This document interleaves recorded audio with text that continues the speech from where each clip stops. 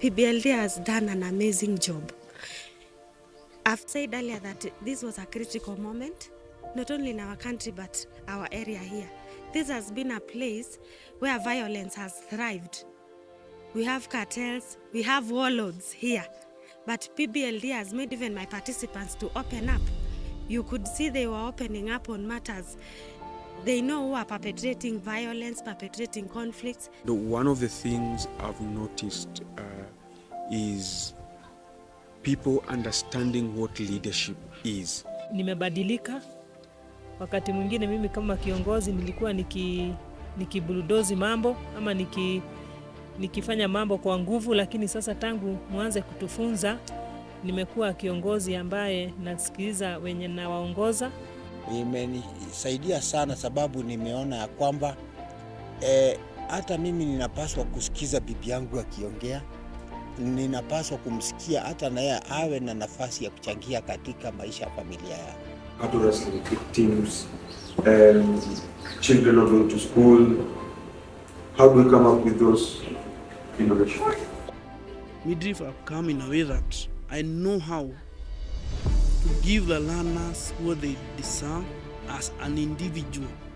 When you hear of place-based leadership development, it's just a series of activities along 8 modules, which empowers local leaders in terms of doing or being able to lead the places they come from, and of course the sectors they represent in terms of addressing issues or what we call systemic challenges.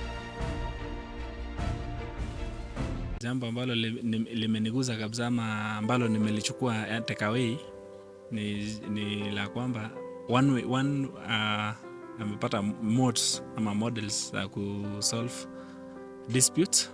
Then number 2 nimejua ya kwamba kuwa fix na growth mindset imesaidia pakubwa sana kunipanua akili. This particular cohort has brought leaders across place. That means Kihingo, Mauche, Maunarok.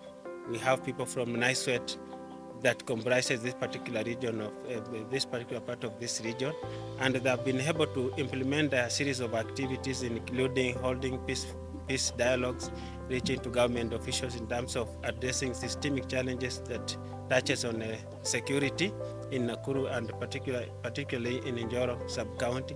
And they have had several successes in terms of addressing those perennial elements that normally bring about issues of political violence, especially when it comes to general elections. Ile nimekuwa nikishughulikia sana ni mindset shift, kwa sababu even during before, during and after election nimejaribu sana ku-exercise jambo hilo, kwa sababu kuna wale ambao mindset zao zimekuwa kwamba kila wakati wa election lazima kuwe na vita, lazima kuwe na kuhamahama, lazima kuwe na mauaji, umwagaji wa damu, mambo kama hayo. Kwa kweli hii mchezo imeweza kusaidia katika kuikuza kuwepo kwa amani, kwa sababu unapata kwamba wakati tulikuwa tunacheza hiyo michezo watu wengi walikuwa wamefika kwenye uwanja, na hapo ulikuwa unaweza kupata kwamba katika ile harakati ya kucheza Masai anacheza na Mkalenjin ama na Mkikuyu. Hapo kuna onyesho kwamba kuna ile kusikilizana, sababu hata kwenye huo mchezo ulipata kwenye mwenye aliweza kuibuka mshindi ilikuwa timu ya Wakalenjin, na baadaye hapo idara ambayo ilikuwa NCIC ilikuwa imesema kwamba mchezo utakaofuata itakuwa upande wa Masaini. As we've experienced their efforts and their little efforts through their sectors, through their places they lead, they have really borne fruits in terms of ensuring that 2022 general elections have generally been peaceful. As we've heard from some of them, this is a first ever since the multi-party elections in 1992. They have never experienced such peacefulness ever since. And this is an example of how this particular programs run by Midriff Humorous Network have really helped these leaders in terms of addressing these issues.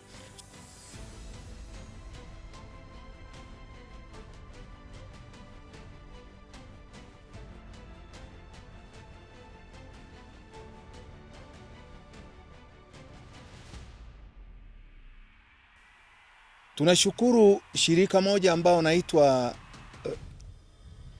Middle Rift ambao ulitufunza kusimama kwa kazi ya amani.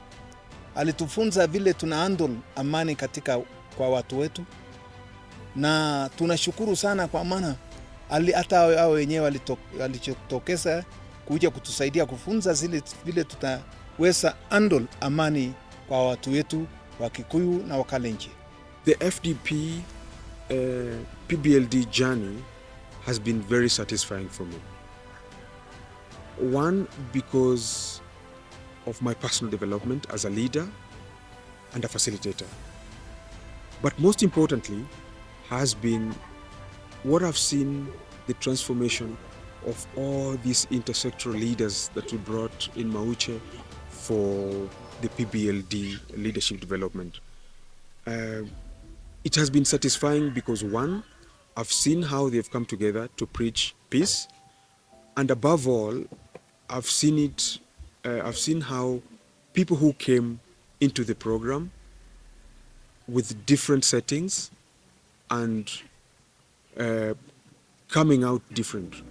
Katika familia yangu kwa biashara, mwanzoni tulikuwa tunafanya tu biashara ambayo haikuwa na ufanisi sana, kwa sababu tulikuwa na mind ambayo nikisema nitakuwa nikiuza hiyo ndio nilikuwa nikiuza. Lakini tangu tuanze kusoma na nyinyi, mlinifundisha ya kwamba niwe mtu ambaye ana mafikiria ambayo yanakuwa. Na tangu siku hiyo nikaenda nikabadilisha kazi yangu, nikabadilisha mume wangu. Sasa naona biashara yetu imeanza kubadilika na imeanza kupata faida. Nimejaribu kuwafundisha watu kanisani. Baada ya kanisa tumeshatengeneza kama semina 2 za kuwafundisha kuhusu ukeketaji wa wanawake na jinsi ambavyo inaathiri maisha ya msichana, ya mtoto wa kike, sababu ukeketaji katika familia huwa unaharibu sana maisha ya msichana.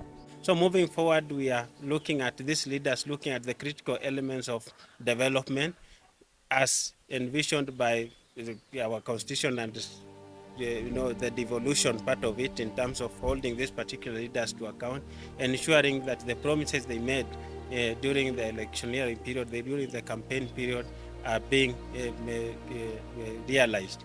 So we will be utilizing the mindset, skill set and tool set that we provided to these leaders to ensure that they are able to have that capacity to hold these leaders to account, and ensuring that the development agenda that they are put forth is being realized in this particular region. Being a facilitator has been a journey of its own.